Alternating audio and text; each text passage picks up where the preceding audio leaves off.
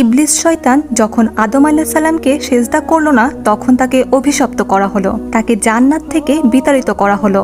এরপর শয়তান মানুষের কাছ থেকে প্রতিশোধ নেওয়ার প্রতিজ্ঞা করলো, সে মানুষকে পথভ্রষ্ট করেই ছাড়বে। এর জন্য শয়তান আল্লাহ তাআলার কাছে 4টি বিশেষ ক্ষমতার জন্য প্রার্থনা করলো। 1, আমাকে কিয়ামত পর্যন্ত জীবিত রাখো।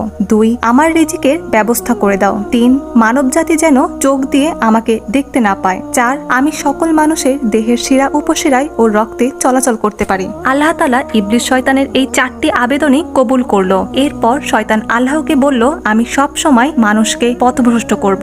এরপর আমি তাদেরকে ডান, বাম, সামনে ও পেছন দিক দিয়ে আক্রমণ করব। শয়তানের এই কথা শুনে ফেরেশতারা বলল, হে আমাদের রব, তাহলে মানুষ কিভাবে রক্ষা পাবে? আল্লাহ বললেন, ওপর ও নিচে 2টি পথ খোলা রয়েছে। মানুষ যখনই 2 হাত উপরে তুলবে বা নিচের দিকে মাটিতে কপাল দিবে, তখনই তারা শয়তানের হাত থেকে রক্ষা পাবে।